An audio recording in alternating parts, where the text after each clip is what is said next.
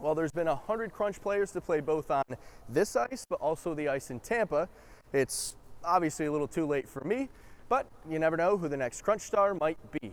Reporting at Upstate Medical University Arena, I'm Eric Shear. It wasn't all hard work on the ice as Crunch forward Tristan Allard may have found his next opponent on this screen. Next up for the Crunch is a 2-game homestand against the Hershey Bears and the Belleville Senators. Reporting in Skaneateles, I'm Eric Shear. The cold here in Syracuse is something that the Crunch are accustomed to, but thankfully they play indoors at Upstate Medical University Arena. But for 15 former Crunch players, they have the opportunity to play outside here at Raymond James Stadium for the first outdoor game here in Tampa. In a game that truly had it all, from a historic comeback win to the fastest outdoor goal scored in NHL history. But it was the man between the pipes that had his name on the stat sheet in a way that you might not expect.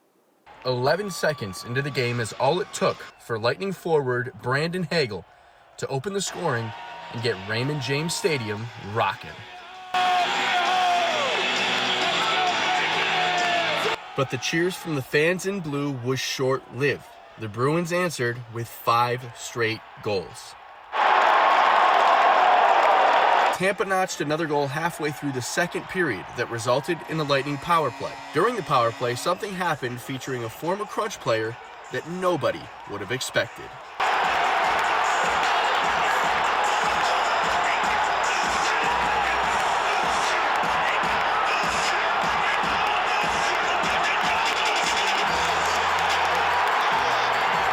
Andrei Vasilevsky changed the momentum for the Lightning.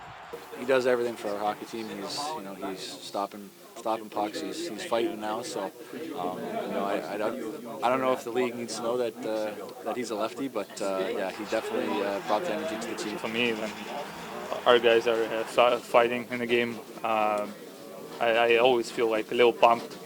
So I'm pretty sure they were pumped to see me like dropping gloves too. That fight jolted the Lightning into a 6-5 comeback win in a shootout. The biggest comeback in outdoor game history. A game that fans will not soon forget. The game had everything.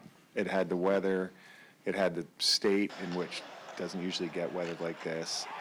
You had goalie fights. You had 11 goals. You had a shootout. The only surprising thing about it was I didn't know Vasi was a lefty.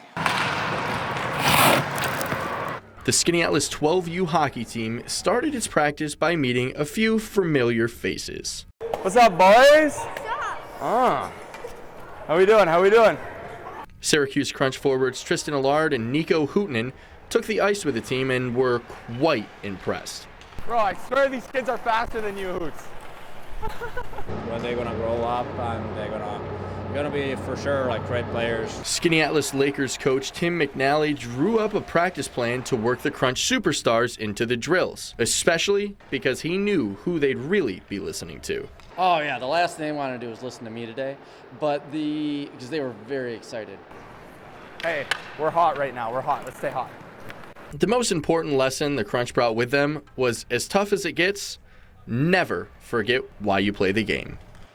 Sometimes I have to remind myself that, we're having fun, like in a practice or a game. It could be hard, it could be tough, but you could tell the kids were having so much fun out there, and I was having a blast too. Oh, nice play. Wow, tic-tac-toe. Ah! Ah! While Hootinen and Allard maybe a few slaps and breakaways further in their hockey careers. Oh! Nice save. The next generation might have more in common than they think. You play Fortnite, bro? What's your name? In Fortnite? Nah, I can't be sharing that. 2 pitches thrown by 2 people who met today for the first time. Jaslyn Moses' journey started when she was just 2 years old. We got a phone call from her grandmother who was watching her that her legs were hurting her really bad and she completely stopped walking. And we go to the hospital and that's how we found out she got cancer. A 7-year fight, including 3 major brain surgeries in the past 5 months, countless nights in hospitals, stays in local Ronald McDonald homes, has left Jazzy with questions. She always asks, why can't I be a normal girl? She's forced to grow up sooner than she has to. In addition to fighting for Jaslyn's life, her family has been burdened with the financial costs of her treatment, a burden Jim Hickey heard about and knew just the way to help.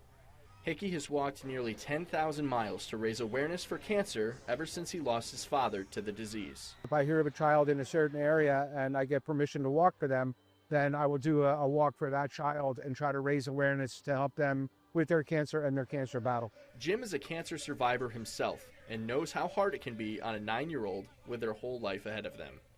This is all, Jazzy knows is cancer. She doesn't know schoolroom. She doesn't know first grade, second grade, third grade, going out to the playground, being with her friends and kids.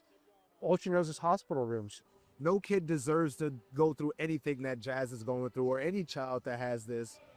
And what he's doing, it means a whole lot to our family.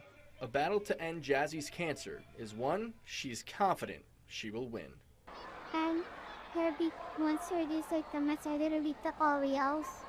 In Syracuse, I'm Eric Shear.